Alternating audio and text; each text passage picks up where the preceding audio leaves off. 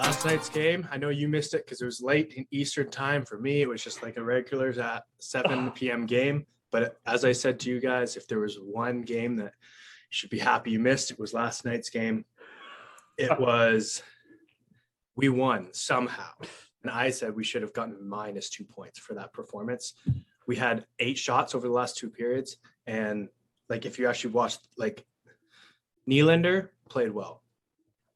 Matthews didn't even play that well. Like, we just looked outclassed by a team that was missing Shea Theodore and 2 other starters, I believe, with COVID. And we just got absolutely dominated. Jack Campbell, thank God for him. It was just, I will say though, there was a lot of complaining about reffing, and the reffing was bad. I sent you the Kyle Clifford. That is unreal. Yeah. So, and then we got a too many men penalty, which put us on a 5-on-3, and that's where they tied it up. So that's where that call came from. And the reffing was bad. 5 straight penalties against the Leafs. That doesn't normally happen. I also saw Tavares hook that. I was like, wait, that didn't result in a penalty. Yeah. Yeah. And if anything on that Kyle Clifford play, the defender should have got the penalty for interference. Yeah. So I'm glad I didn't watch. Yeah. In the end, like, people were complaining about reffing. It was the Leafs just played bad. Just, you can complain all you want about reffing. I don't know how we came out with 2 points, but it was now, is it down to 1 or 2 players that played bad, or was it like a collective? Whole team. First period, we looked good. Yeah. We outshot them. We outchanced them. We outpossessed them. We were winning the puck battles. And it reminded me of Vegas and Montreal in last year's playoffs, where Vegas just looked flat. Yeah. And then literally from the last 2 minutes of the first period on, there was no 5-minute segment where the Leafs outplayed them. Oh my gosh. In overtime, there was no shots on net for either team until the last second when Marchessault took a slap shot from the point. It was a lot of like, oh, I have possession. Let me go back into my own zone and crow around. And you can almost tell unheard of. Yeah, especially with all the Leafs firepower. But you do notice without Marner in there in overtime, we have a lot less options of guys to go to. Because normally we have like Willie and Tavares, Matthews, Marner, and then we put out like a Kerfoot and Kasha or something like that. Mm-hmm. It was a lot, like, it was some weirder combinations that got out there. Yeah. But yeah, it was a abysmal game for anyone who missed it. You should be happy you missed it. I don't know how we came up with 2 points, but that leads us. Oh, and we're not even going to go into the 3 best performers and 3 worst. Everyone on the team is the worst except for Campbell and Nylander. So nice. Yeah. Love that. I even saw, like, before we move on, that Sheldon Keefe after the who did we just lose to? Vegas. No, we beat them. Oh yeah, sorry. Who did we Colorado. just lose to? Oh, yeah, right. He said after the game, like, the guys were tired out there, blah blah blah, kind of just shrugged it off. And then after this game, he went, "We need to clean that up." And his mood was totally different, and we won. Yeah. So, and even Nylander after the game was like, "Our line played awful." Yeah. And even though he played well. Wow.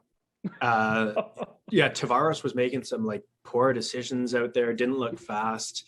It was just a team. But I will say another bright spot. Rasmus Sandin absolutely nailed Dadonov last night on the point. It looked like a Scott Stevens hit, except it wasn't targeting his head and taking 10 years off his life. But he had 10 hits last night. Wow. Rasmus Sandin had 10 hits. On his own. And the Leafs out-hit the Golden Knights by double. I don't think that has happened since Leafs fans since the Darcy Tucker days. So I wonder if he holds like the record for most hits by a Leaf in one game in the last 10 years. Yeah, I was going to say in the last 10 years, because before that was like a easy period. Yeah. But it was also like, that's the thing. Ottawa Senators led the league in hits last year because they didn't have the puck. Yeah. So that was another one where, like, if you don't have the puck, it's a lot easier to hit people. Yeah. So that was one of those like deceiving stats where like everyone's like, oh, Leafs need to like get better, like get more hits and stuff like that. And it's like, well, we have the puck, so it's kind of hard to. And last night, is that what you want? Is that what you want, more hits? But we absolutely suck and they have possession the whole game. Anyways, so we play the Coyotes tonight. tonight. Yeah, The it's another late Coyotes. game. Are you going to be able to catch it? I'm gonna watch some of it, and then I have a 8 a.m. class, so I'll probably miss the third. Okay. Well, I will be there for the whole thing. It is in the Coyotes have almost an identical flip record than the Leafs. They are 7-23-3. We are 8-23-3. That's insane. Sorry, we're 23-8-3. Yeah. Yeah. They're also, this is their injury report / COVID. Oh, no. Connor Timmins, Carter Hutton, Dmitry Yaskin, Jacob Chikrin, Ryan Dzingel, Jay Beagle, Anton Strawman, and Barrett Hayton That are missing the game? that are missing. So, Oh my gosh. Strawman might be back because he was COVID, but this is their lines. Okay, you ready for this? Oh my gosh. Lawson, Krause, and for people who are casual fans, if you know more than 3 of these players, good for you. 2. Lawson, Krause, Johan Larsson is their first line center. This is just going to put it in perspective. Their second line center is Travis Boyd, who couldn't even crack the Leafs lineup this year. Anyways, on the first line also is Phil Kessel. Phil Thrill. Trade target, some people are saying. Second line is Andrew Ladd, Travis Boyd, and Clayton Keller. Third line, Antoine Roussel, Riley Nash, ex-Leaf again, and Christian Fisher. Yeah. And fourth line is Liam O'Brien, Alex Galchenyuk, and Nick Schmaltz. So it's weird because their right side is like pretty good. You know, like Christian Fisher, Clayton Keller, Phil Kessel, and Nick Schmaltz is a good, right? And then just everything else is trash. Yeah. But yeah, there's they're almost their entire up the center. Travis Boyd, Riley Nash, and Alex Galchenyuk are ex-Leafs. And all 3 of them could hardly crack the lineup in the playoffs last year. That's right. Yeah. Their defense, Shane Gostisbehere and Dyson Mayo. Okay. Anyone's heard of him? He's on their first pair. Yanis Moser. Anyone heard of him? And Victor Soderstrom. And then their third is Vladislav Kolyalchonok and Ilya Lyubushkin. They literally went to the Russian league and said, "Who's your top guys? Just send them now." Yeah. Anybody willing to come to a place that doesn't have a rink? Okay, great. So yeah, that is an absolutely it's a pretty oh my gosh. In net they have, once again, for anyone who knows these guys, Karel Vejmelka and even Prosvetov. Yikes. So that's not good. And there's also their goaltender, Karel Vejmelka. I'm probably butchering that name. I think I said it differently both times. He has the worst goal support by far in the entire league at like 1.4. Okay. Goal support. So poor guy. But left out. Yeah. So this, if there's a time when the Leafs can get back on track, this should be the game. Yeah. But there is going to be a lot of guys who are looking to, like, the entire centerman class of the Arizona Coyotes will be looking to kind of like prove themselves.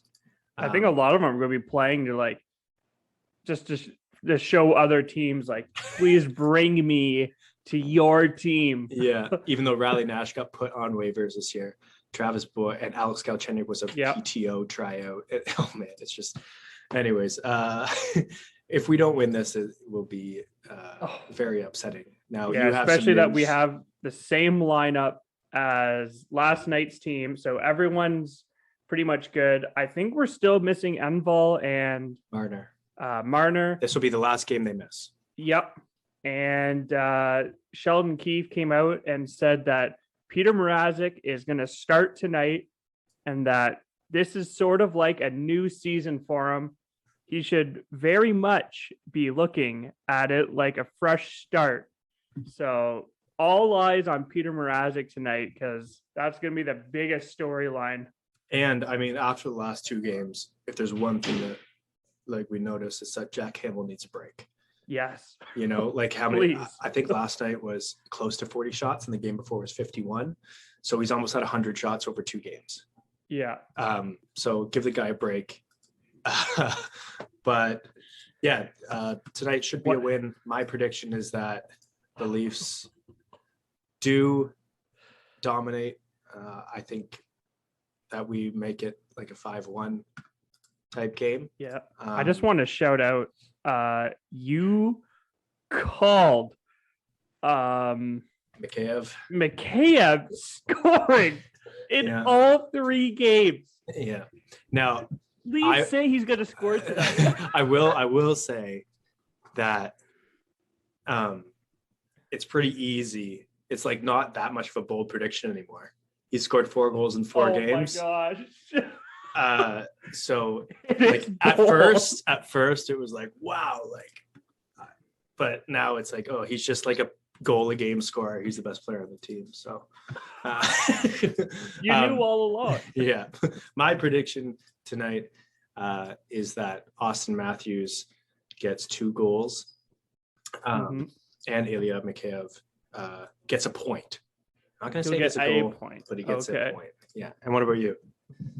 All right. I'm going to go 6-1, and Wayne Simmons gets a goal tonight. All right. Okay. I like it. Yeah. Sweet. And it's a 6-1. Oh, okay. Yeah. Yeah. An air quote 1. Yeah. Okay. Peter Mrazek gets back in the thick of things with that. Yeah. 1 goal against. Yeah. Yep. Yeah, because this team is not a good defensive team. If Shane Gostisbehere is your number 1 defenseman, well, I guess Jacob Chickfin would be, but he's out. So that's right. If Shane Gostisbehere is your number 1 defenseman, you are not a good defenseman. I heard he's actually going to be sitting over on the Leafs bench, getting to know his new teammates. Oh, nice. Yeah. Well, I mean, the Coyotes can use all the help they can get. If they could get like the first line of the Leafs AHL lineup and put them in their first line, that would be awesome. And the thing is, we're not offending. Actually look not bad. Yeah, really. For them. We're not even really offending anyone because no one actually is a Coyotes fan. So if anyone is a Coyotes fan, like, explain why. Yeah, what got you into them? What got you into the Coyotes? Because you know what? Actually, I can see it because I used to like them back when like Shane Doan was on the team. They had a cool logo. And they made the playoffs that one year. Yeah. Canadian legend. And like, I remember they made it to the playoffs for like the 1 year, and the playoff, like when they filled the stands and everything, it was a cool thing to watch. And they did have a cool logo. I think they got out in the first round, but that was the only success. It just like, when is this team going to move somewhere else? You know, it's about time. Yeah. They've been like hinting at it for like 6 years now. More. Yeah. And they don't really have any like future to look forward to, you know, like Clayton Keller was supposed to be like a great prospect, and he's kind of like settled into like a half point a game player, but also like who is like, I guess last year they had Taylor Hall, Phil Kessel, and I forget who their first line centerman was on that, but like Johan Larsson is your first line centerman right now. So anyways, Leafs 5-1 and 6-1. That's our predictions. Wayne Simmons is scoring, Matthews is getting 2, and Mikheyev's going to get a point maybe on the Wayne Simmons goal. So all right, and we will catch you tomorrow for a post game, and then it's on to the St. Louis Blues, and hopefully we'll have our whole lineup back by then. Nice. So that's it for us.